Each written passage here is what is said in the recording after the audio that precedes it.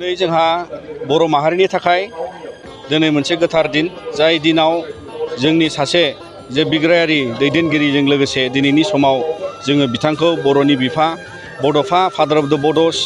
आरो बिथांनि दिनैनि दिनाव रुंसारि जानाय 1 मेआवहाय बिथाङा 1990 1990 मायथाइयाव रुंसारि जादोंमोन। अदेबानि बे सानाव जोङो बेखौनो गोसोखांनांगोन जे जाय बिथाङा बर' हारिखौ जांख्रिथायारि मोनसे गोसोजों जांख्रिथायारि मोनसे आखुजों जांख्रिथायारि मोनसे जावरिखांनाय लाबोनानै बर' हारिया ओरैबायदि मोनसे हारि जानांगौ जे गेरेमसा हारि जानांगौ, बर' हारिया ग्रेट नेशनेलिटी जानांगौ, सोरबिथिं रोंखा राखा जानांगौ। बे गासैबो बोसोनखौ बिथाङा गावनि थांना थानाय समाव एबसुनि आफादगिरि जानायजों लोगोसे सोमावसारनाय समाव हारिनि दैदेनगिरि हिसाबै बिथाङा बेबायदि माखासे बिफाव लादोंमोन। बेजों लोगोसेनो बिथाङा गोबां बाथ्राखौ गेबेङै फोरमायनानै होलांदोंमोन जे बर'फ्रा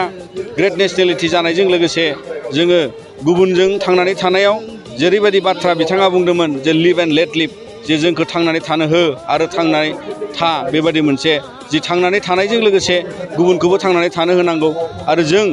माने थांनानै थानाय समाव जाहाथे गुबुनाबो जोंखौ आलै मान सनमानै थांनानै थानो होयो, बेबादि मोनसे हारि दाफ्रामनो थाखाय बिथाङा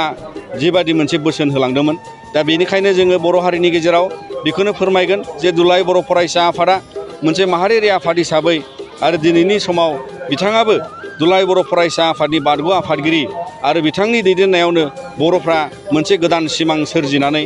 गोदान मोनसे लामा लानानै हान्थिनानै दिनैनि समसिमाव जोङो जि लामाखौ मोनफैदों बिथांनि दैदेननायजोंनो जों बेखौ मोननो हादों। आरो बिनिखायनो नैबे दिनैनि गोथार जायगानिफ्राय थुलुंगाफुरिनिफ्राय बिथांनि मंखरसालिनिफ्राय जों गासै बर' माहारिखौ अरायसम बड'फा उपेन्द्रनाथ ब्रह्मनि सान्थौ आरो सानस्रि, हारि फोजाखांनाय, हारिखौ बोखांनानै लांनाय, हारि दैदेननाय, लोगोसे बर' हारिया बुहुमाव ग्रेट नेशनेलिटी आरो गेरेमसा बर' हारि दानांगौनि थाखाय सोरबिथिं जौगानायाव जाहाथे जों बयबो साखाफारा जानानै गोसो होनानै बयबो जों हाबाफोर मावो, जेरै सोलोंथाइ, समाजखान्थि, सोदोमस्रि आरो जोंनि गासै माहारि जौगानायनि थाखाय जि खामानिखौ जों मावनांगौ, आबाद बिथिं गुबुन बिथिं गासैयावबो जोङो सोरबिथिं दावगानो थाखाय दिनैनि नैबे गोथार बुब्लिनिफ्राय दुलाराय बर' फरायसा आफादनि जानानै जों गासैबो बर' माहारिखौ जों खावलायो जाहाथे जोंनि ओनसोलाव अरायसम गोजोन थासारिबो थायो आरो बे गोजोननायखौ लानानै जाहाथे बड'फा उपेन्द्रनाथ ब्रह्मआ बर' माहारिखौ अराय मोनसे गेबें नोजोरजों नायहरनानै जोंखौ बोर हरो। बिनि मिजिंजों जोङो दिनैनि नैबे गोथार बुब्लिनिफ्राय बयनिबो जानानै दुलाराय बर' फरायसा आफादा बेयाव जोङो उपेन्द्रनाथ ब्रह्म ट्रास्टजों लोगोसेयै आरो गुबुन गुबुन मेलेमजिबि आरो गुबुन गुबुन दैदेनगिरि नुजाथिनायजों जों बेवहाय दिनैनि बे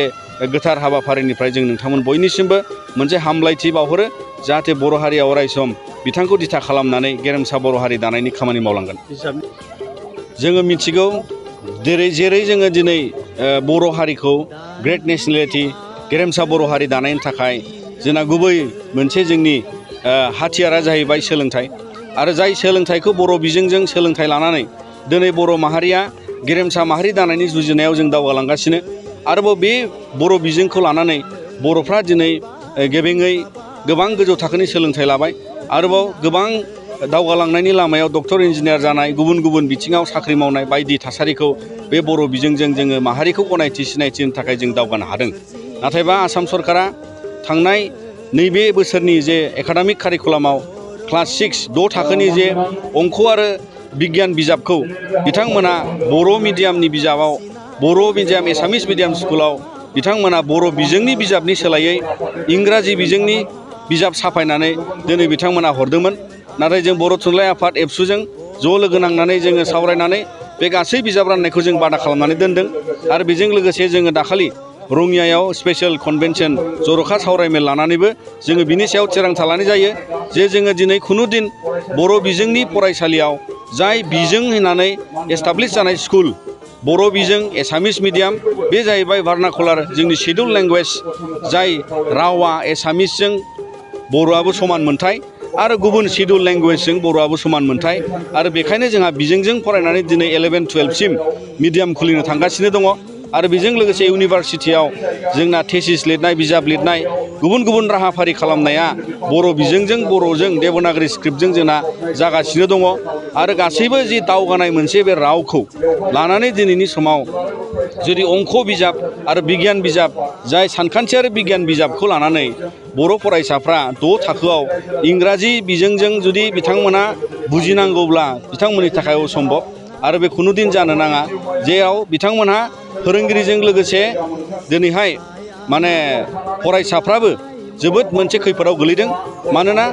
गासै बेवहाय जों नुदों दे बे गासिबो इंराजिनि जोब आरो बेवहाय बर' बिजोंनि फरायसाफ्रा खुनु पद्दाय बेखौ बुजिनोबो हानाय नङा फरायनोबो हानाय नङा आरो बिनिखायनो दिनै जों आसाम सरकारनि खाथियाव बेखौनो जोङो दाखालि थिरांथा लानाय जाबाय जे जोंनो गुबुन जेबो बिजाब नाङा जोंनो बर' बिजाब नांगौ जोंनि सानखान्थि आरो बिगियानाव बर' बिजाबै नांगौ बर' बिजोंनि बिजाब नांगौ मानोना बिथांमोना बुंब्लाबो पलिसियाव बुंब्लाबो जोंनो थाखाय जोङो बाइलिंगुवेलखौबो जोंनो नाङा जोंनो बाहाय मोननैबो थाजाबनायखौबो नाङा जोंनो मोनसेल' नांगौ जोंनो जेबो अपसन नाङा बे खोथाखौ जोङो माने बेवहाय थिरांथा लानाय जाबाय आरो सिगांनि बायदियैनो जाहाथे जोंनि बे बर' बिजोंनि सोलोंथाइया गुन गोनां सोलोंथाइ लानो थाखाय मोनसे जायगा मोनो बेखौ जोङो दिनै आसाम सरकारनि खाथियाव जोङो दोनगोन आरो बिथांजों सावरायनायनि जि सम दङ बिथांजों जा मोनसे जानांगौ मोनसे मिटिं दङ बै समाव जों गासैबो खोथाफोरखौहाय गेबेङै बिथांनि सिगाङाव जों लाखिफिनजोबगोन। नोंथाङा सानाय सुनाय बेरामनि जेंनायाव दं नामा?